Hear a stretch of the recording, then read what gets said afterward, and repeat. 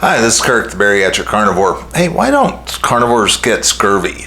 I mean, if you're not eating vegetables and you're not eating fruit and you're not sucking on limes, how come you're not getting scurvy and yet we all know that you're supposed to do citrus fruit in order to keep from getting scurvy, right? I mean, you have to have vitamin C. It's a vital thing.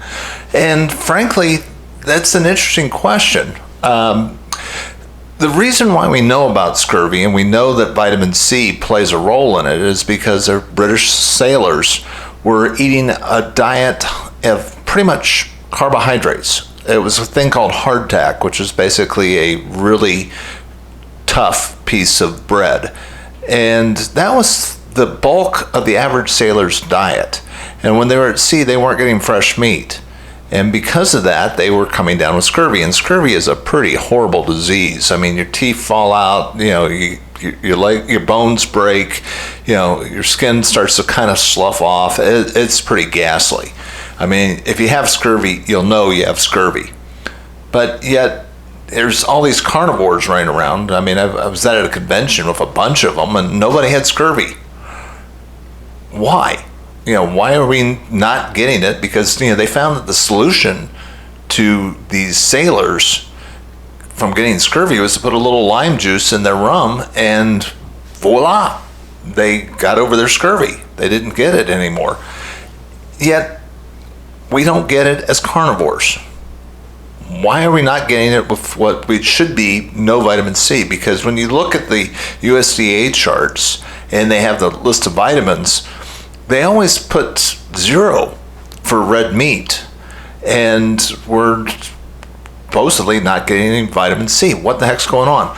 Well, there's a couple of reasons why. Number one is, frankly, there is vitamin C in red meat. It's just at a lower level, and it's not enough for some reason the government to put on the list. But yeah, there's some vitamin C in there. Number two, the recommendation for how much vitamin C you actually need is kind of up in the air. The RDA's recommended daily allowance of vitamin C, it's always been kind of questionable how much we've had. There's some people that were advocates for large amounts of vitamin C. Linus Pauling, was the big advocate for it.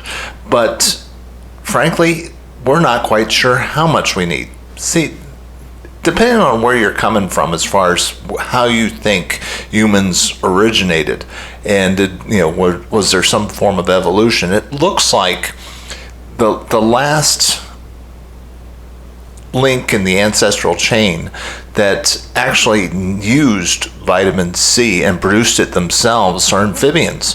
Amphibians have their own ability to use vitamin C or create vitamin C, and that's because there seems to be, it's an antioxidant and it helps them cope with the high oxygen in the air as opposed to the water.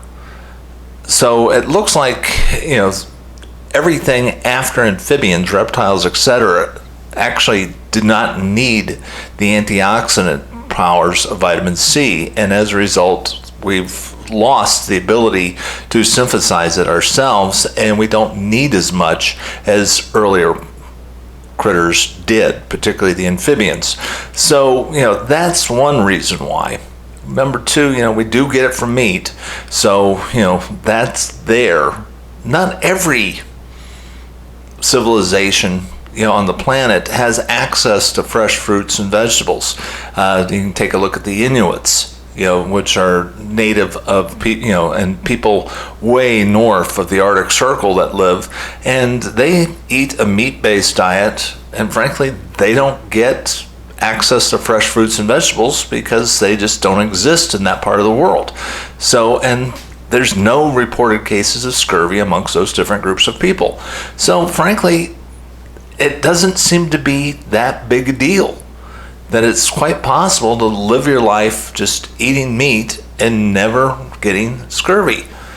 So don't worry about it. There was a YouTube influencer, a young man who's 19, 20 years old, that was convinced that he had gotten scurvy after he'd switched to a carnivore diet because he flossed his teeth and saw blood on the floss.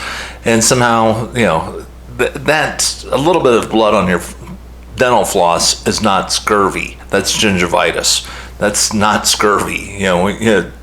You'll know when you got scurvy because your teeth start actually falling out, and your skin starts flaking, and you really fall apart pretty rapidly.